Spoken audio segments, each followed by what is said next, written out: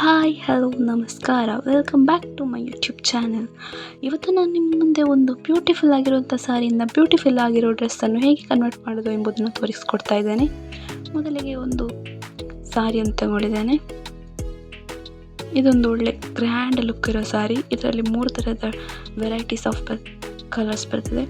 ಒಂದು ಬಾರ್ಡರ್ ಅಂದರೆ ಸೆರಗು ಏನು ಹೇಳ್ತೇವೆ ಅದರ ಗೋಲ್ಡನ್ ಕಲರನ್ನು ನಾನಿಲ್ಲಿ ಕಟ್ ಮಾಡಿ ಸೈಡಿಗೆ ಇಟ್ಕೊಳ್ತಾ ಇದ್ದೇನೆ. ಇದು ಅಪ್ಪರ್ ಬಾಡಿಗೆ ನಾನು ಇದನ್ನು ನೆಕ್ಸ್ಟ್ ಯೂಸ್ ಮಾಡಲಿಕ್ಕಿದ್ದೇನೆ. ಹಾಗೆ ಇಲ್ಲಿ ನಾನು ಪ್ಲೇನ್ ಆಗಿರುವಂತಹ ಪೀಸನ್ನು ತಗೊಳ್ತಾ ಇದ್ದೇನೆ. ಇದನ್ನು ನಾನು ಹ್ಯಾಂಡ್ ಹಾಗೆ ಅಂದರೆ ಡ್ರೆಸ್ಸಿನ ಕೈಯನ್ನಾಗಿ ಮಾಡಲಿಕ್ಕಿದ್ದೇನೆ. ಹಾಗೆ ಇದು ಡ್ರೆಸ್ಸಿನ ಬಾಡಿ ಅಂದರೆ ಕೆಳ ಪೋರ್ಷನ್. ನಾನಿಲ್ಲಿ ಹೊಲಿತಾ ಇರುವಂಥದ್ದು ಒಂದು ಬ್ಯೂಟಿಫುಲ್ ಆಗಿರೋಂಥ ಗೌನ್, ಹಾಗಾಗಿ ಅದರ ಕೆಳಭಾಗವನ್ನು ಇಲ್ಲಿ ಒಂದು ಸೈಡಿನ ಪಟ್ಟಿಯನ್ನು ನಾನು ಕಟ್ ಮಾಡ್ಕೊಳ್ತಿದ್ದೇನೆ. ನಮಗೆ ಎಷ್ಟು ಉದ್ದ ಬೇಕೋ ಅಷ್ಟು ಮಾತ್ರ ಇದನ್ನು ಕಟ್ ಮಾಡ್ಕೊಳ್ತಿದ್ದೇನೆ. ನನಗೆ ಇದು ನಾನಿಲ್ಲಿ 2.5 ಮೀಟರ್ ಅಷ್ಟು ನಾನು ತಗೊಳ್ಕೊಂಡಿದ್ದೇನೆ. ಉಳಿದ ಪಾರ್ಟನ್ನು ಹಾಗೆ ತೆಗೆದಿಟ್ಕೊಳ್ತಿದ್ದೇನೆ. ಬೇರೆ ಯಾವುದಾದ್ರು ಡ್ರೆಸ್ ಮಾಡುವಾಗ ಯೂಸ್ ಆಗ್ತದೆ.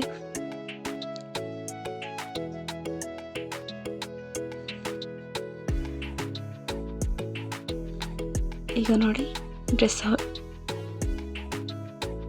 ಪೀಸಸ್ ಕಟ್ ಆಗಿದೆ. ಈ ಗೋಲ್ಡನ್ ಪಾರ್ಟನ್ನು ನಾನು ಅಪ್ಪರ್ ಬಾಡಿಯಾಗಿ ಸ್ಟಿಚ್ ಮಾಡ್ತಿದ್ದೇನೆ. ಅದಕ್ಕೆ ಲೈನಿಂಗನ್ನು ನಾನು ಬ್ಲೂ ಕಲರಲ್ಲಿ ತಗೊಂಡಿದ್ದೇನೆ. ಇಲ್ಲಿ ನಾನು ಆಲ್ರೆಡಿ ಮಡಚಿ ತಗೊಂಡಿದ್ದೇನೆ, ಯಾವ ಥರ ಮಡಚಬೇಕು ಆ ಥರ ಸ್ಟಿಚಿಂಗಿಗೆ.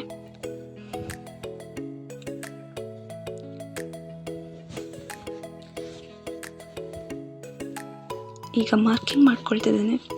ಇದು ನನಗೆ ಅಳತೆಗೆ ಬೇಕಾದಷ್ಟು ಇಲ್ಲಿ ಉದ್ದವನ್ನು ತಗೊಳ್ತಾ ಇದ್ದೇನೆ.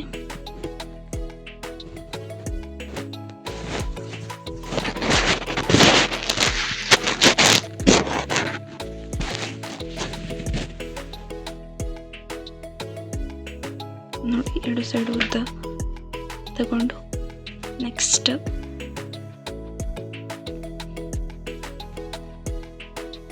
ಇಲ್ಲಿ ನೆಕ್ ಎಷ್ಟು ಬೇಕು ಅಷ್ಟನ್ನು ತಗೊಂಡಿದ್ದೇನೆ. ನಾರ್ಮಲಾಗಿ 2 ಇಂಚಿನಷ್ಟು ನೆಕ್ ತಗೊಳ್ಳುವಂಥದ್ದು. ನಂತರ ಇಲ್ಲಿ ಫ್ರಂಟ್ ನೆಕ್ ಡೀಪ್ ಎಷ್ಟು ಬೇಕು ಅಷ್ಟನ್ನು ನಾನು ಇಲ್ಲಿ ಮಾರ್ಕಿಂಗ್ ಮಾಡ್ಕೊಳ್ತಿದ್ದೇನೆ. ಕೆಲವರು ಫ್ರಂಟ್ ನೆಕ್ ಜಾಸ್ತಿ ಡೀಪ್ ಇಡ್ತಾರೆ, ಕೆಲವರು ಬ್ಯಾಕ್ ನೆಕ್ ಕಂಪ್ಯಾರೇಟಿವ್ಲಿ ಫ್ರಂಟಿಗಿಂತ ಬ್ಯಾಕ್ ಜಾಸ್ತಿ ಇರ್ತಾರೆ. ಅದು ಅವರವರಿಗೆ ಕಂಫರ್ಟ್ಗೆ ಬಿಟ್ಟದ್ದು, ಅವರಿಗೆ ಯಾವ ರೀತಿ ಶೇಪ್ ಬೇಕು, ಯಾವ ಥರದ ನೆಕ್ ಬೇಕು ಅಂತ. ನಾನಿಲ್ಲಿ ಸಿಂಪಲ್ ಆಗಿರುವಂಥ ನೆಕ್ ಡಿಸೈನ್ ಮಾಡ್ತಿದ್ದೇನೆ. ಸ್ಕ್ವೇರ್ ಶೇಪಲ್ಲಿ ನೆಕ್ ಡಿಸೈನ್. ನೆಕ್ಸ್ಟ್ ಇಲ್ಲಿ ಶೋಲ್ಡರ್ ಎಷ್ಟು ಬೇಕು ಅಷ್ಟು ಮಾರ್ಕಿಂಗ್ ಮಾಡ್ಕೊಳ್ತಾ ಇದ್ದೇನೆ.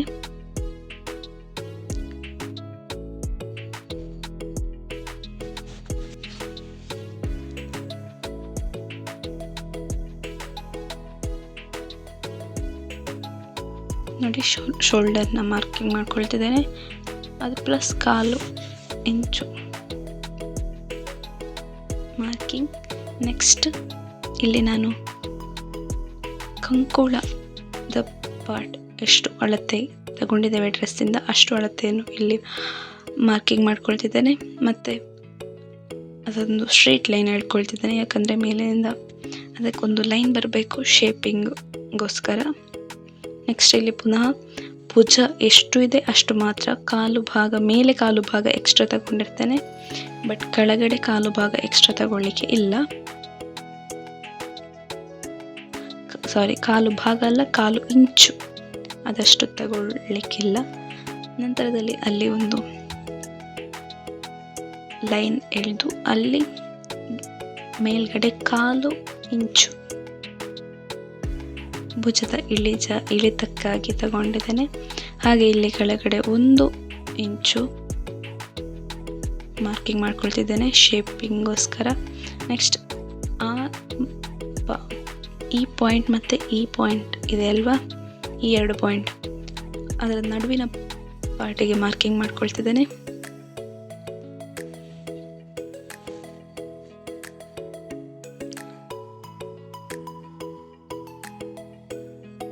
ನಂತರ ಈಗ ನಮಗೆ ಎಷ್ಟು ಅಳತೆ ಬೇಕು, ಚೆಸ್ಟ್ ಸೈಜ್ ಎಷ್ಟು ಅಳತೆ ಬೇಕು ಅಷ್ಟಕ್ಕೆ ಇಲ್ಲಿ ಮಾರ್ಕಿಂಗ್ ಮಾಡ್ಕೊಳ್ತಿದ್ದಾನೆ. ಪ್ಲಸ್ 2 ಇಂಚು ಎಕ್ಸ್ಟ್ರಾ ಬೇಕು. ನಂತರ ಅದು 2 ಇಂಚು ಯಾಕೆ ಅಂತ ಹೇಳಿದರೆ ಅಡ್ಜಸ್ಟ್ಮೆಂಟ್ಗೋಸ್ಕರ, ಮತ್ತು ಸ್ಟಿಚಿಂಗ್ ಮಾಡಿ ಪಾರ್ಟ್ ಅದು ಒಳಗಡೆ ಉಳಿಬೇಕಲ್ವ, ಹಾಗಾಗಿ. ನೆಕ್ಸ್ಟ್ ಇಲ್ಲಿ ಶೇಪ್ ಕೊಡ್ತಾ ಇದ್ದೇನೆ.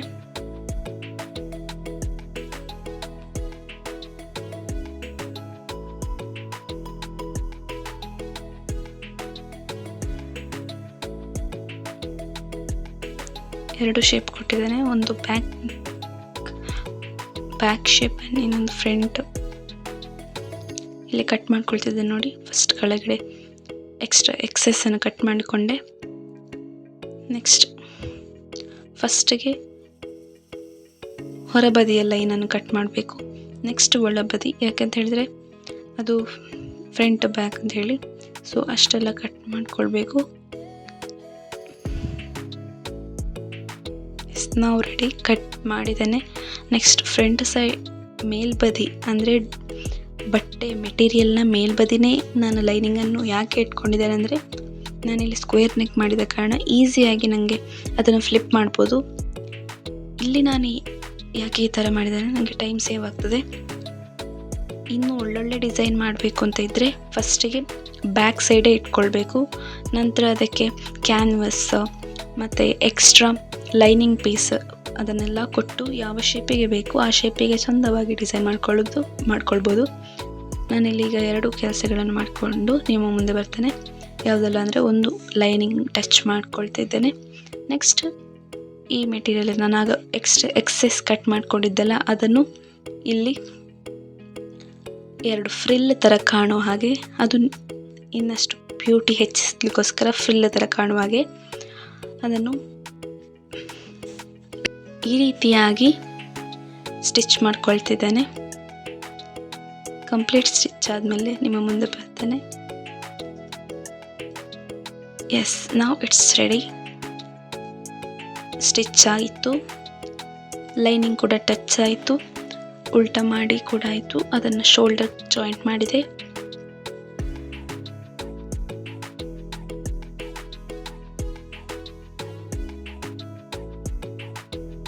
ಎಸ್, ನೆಕ್ಸ್ಟ್ ನೋಡಿ ಯಾವ ಥರ ಫಿನಿಶಿಂಗ್ ಬಂದಿದೆ ಅಂತ. ಇನ್ನೂ ಇದು ಆಗಲಿಲ್ಲ, ಕಂಪ್ಲೀಟ್ ಆಗಲಿಲ್ಲ, ಇನ್ನೂ ಸುಮಾರಷ್ಟು ಕೆಲಸಗಳಿದೆ. ಇನ್ನು ಇದಕ್ಕೆ ಫಸ್ಟ್ ಕೈಯನ್ನು ಮಾಡುವ.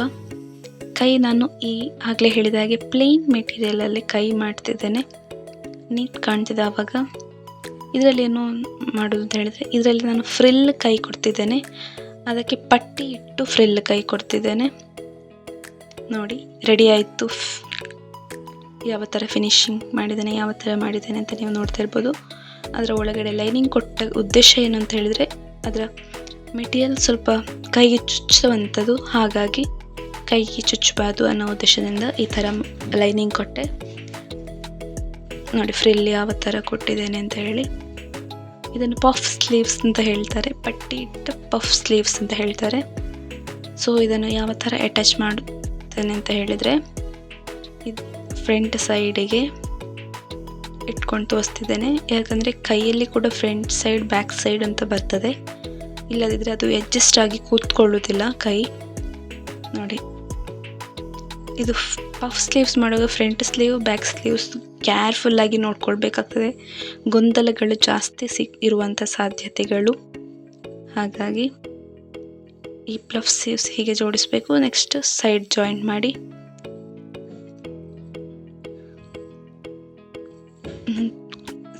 ಮಾಡಲಿಕ್ಕೆ ಇರ್ತದೆ. ಅದರ ಜೊತೆಗೆ ನಾನಿಲ್ಲಿ ಏನು ಮಾಡ್ಕೊಳ್ತೇನೆ ಅಂತ ಹೇಳಿದರೆ, ಲೈನಿಂಗ್ ಹಾಗೂ ಮೆಟೀರಿಯಲ್ ಪಾರ್ಟನ್ನು ಸೈಡ್ ಸ್ಟಿಚ್ ಮಾಡ್ಕೊಳ್ತಿದ್ದೇನೆ. ನಾವು ಕೆಳಗೆ ಫ್ರಿಲ್ ಕೊಡ್ತೇವಲ್ಲ ಅಷ್ಟು ಮಾಡಿ ಮತ್ತೆ ನಿಮ್ಮ ಮುಂದೆ ಬರ್ತಿದ್ದೇನೆ. ನೋಡಿ, ಸ್ಕೈ ಜಾಯಿಂಟ್ ಆಯಿತು. ನಂತರ ಇಲ್ಲಿ ನಾನು ಟಕ್ಸ್ ಕೂಡ ಕೊಟ್ಟೆ, ಯಾಕಂದರೆ ನಂಗೆ ಅಡ್ಜಸ್ಟ್ಮೆಂಟಿಗೋಸ್ಕರ. ಅಷ್ಟೇ ಅಲ್ಲ, ತುಂಬ ನೀಟಾಗಿ ಕಾಣ್ತದೆ ನಾನಿಲ್ಲಿ. ಹಾಗಾಗಿ ಇದು ಟಕ್ಸ್ ಕೊಟ್ಟರೆ ನೀಟಾಗಿ ಕ್ಲೀನಾಗಿ ಕಾಣ್ತದೆ, ಬಾಡಿಗೆ ಫಿಟ್ಟಾಗಿ ಕೂಡ ಇರ್ತದೆ. ಇಲ್ಲಾಂದರೆ ನಾವು ಅಡ್ಜಸ್ಟ್ಮೆಂಟಲ್ಲೇ ಕೊಟ್ಟರೆ ಏನಾಗ್ತದೆ ಅಂದರೆ, ಮತ್ತು ಫ್ರಿಲ್ ಕೊಟ್ಟಾದ ನಂತರ ಅದು ಮತ್ತೆ ಪುನಃ ಅದನ್ನು ಲೂಸ್ ಮಾಡಬೇಕು ಅಂದರೆ ಮತ್ತು ತುಂಬ ಕೆಲಸ ಆಗ್ತದೆ. ಹಾಗಾಗಿ ಟಕ್ಸ್ ಕೊಟ್ಟಿದ್ದೇನೆ. ಮತ್ತು ತಲೆ ಅದನ್ನು ಹಾಕುವಾಗ ಕಷ್ಟ ಆಗ್ತದೆ ಡ್ರೆಸ್ ಹಾಕಲಿಕ್ಕೆ. ಹಾಗಾಗಿ ಇದನ್ನೀಗ ನಾನು ಫಸ್ಟಿಗೆ ಮೆಟೀರಿಯಲನ್ನು ಫಸ್ಟಿಗೆ ಫ್ರಿಲ್ ಕೊಟ್ಟು ಅಪ್ಪರ್ ಬಾಡಿಗೆ ಅಟ್ಯಾಚ್ ಮಾಡಲಿಕ್ಕೆ ಇರ್ತದೆ. ಮತ್ತು ಅದರ ಮೇಲಿಂದ ಅಂದರೆ ಒಳಭಾಗದಿಂದ ಲೈನಿಂಗ್ ಪೀಸನ್ನು ಕೊಡಲಿಕ್ಕಿರ್ತದೆ. ನೋಡಿ, ಈ ಥರ ಕೊಡಬೇಕು. ಅದು ಹೇಗೆ ಕೊಡಬೇಕು ಅಂತ ಹೇಳಿದರೆ, ಮೆಟೀರಿಯಲ್ ನಾವು ರಾಂಗ್ ಸೈಡನ್ನು ಅದರ ರೈಟ್ ಸೈಡಿನ ಮೇಲೆ ಫ್ರಿಲ್ ಕೊಡಬೇಕು. ಫ್ರಿಲ್ ಕೊಟ್ಟು ರೆಡಿ ಆಯಿತು. ಅದರ ಜೊತೆಗೆ ನಾನಿಲ್ಲಿ ಏನೆಲ್ಲ ಮಾಡಿದ್ದೇನೆ ಅಂತ ಹೇಳಿ ನಿಮ್ಮ ಮುಂದೆ ತೋರಿಸ್ತಿದ್ದೇನೆ. ಈಗ ನೋಡಿ ಯಾವ ವರ್ಕೆಲ್ಲ ಆಯಿತು. ನೋಡಿ, ಇಲ್ಲಿ ಒಂದು ಬೋ ಕೂಡ ಮಾಡಿದ್ದೇನೆ. ಫ್ರಿಲ್ ಹೇಗೆ ಕೊಟ್ಟಿದ್ದೇನೆ ನೋಡಿ, ವಿಡಿಯೋದಲ್ಲಿ ಕಾಣಿಸ್ತಿದೆ ಅಂತ ಅಂದ್ಕೊಳ್ತೇನೆ. ಹಾಗೆ ಲೈನಿಂಗ್ ಅದರ ಮೇಲಿಂದ ಮೆಟೀರಿಯಲ್. ಹಾಗೆ ಇಲ್ಲಿ ನೋಡಿ ಬ್ಯೂಟಿಫುಲ್ ಆಗಿರುವಂಥ ಬೋ ಮಾಡಿದ್ದೇನೆ. ಮತ್ತು ಬ್ಯಾಕ್ ಸೈಡಲ್ಲಿ ಡೋರಿ ಕೊಟ್ಟಿದ್ದೇನೆ. ಡೋರಿ ತಗೊಂಡದ್ದು ರೆಡಿಮೇಡ್ಡೇ. ಹಾಗೆ ಆದರೆ ಉಳಿದಂಥ ಬಟ್ಟೆಯಲ್ಲಿ ಅದಕ್ಕೊಂದು ಗೊಂಡೆ ಮಾಡಿದ್ದೇನೆ.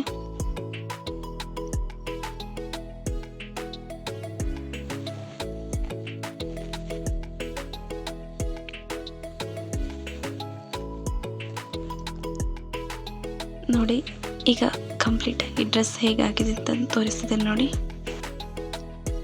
ಈ ವಿಡಿಯೋ ನಿಮಗೆ ಇಷ್ಟ ಆದರೆ ಲೈಕ್ ಮಾಡಿ, ಶೇರ್ ಮಾಡಿ ಆ್ಯಂಡ್ ಸಬ್ಸ್ಕ್ರೈಬ್ ಮಾಡಿ. ಹಾಗೆ ಮುಂದಿನ ವೀಡಿಯೋಸ್ಗಾಗಿ ಬೆಲ್ ಐಕನನ್ನು ಪ್ರೆಸ್ ಮಾಡಿ. Thank you.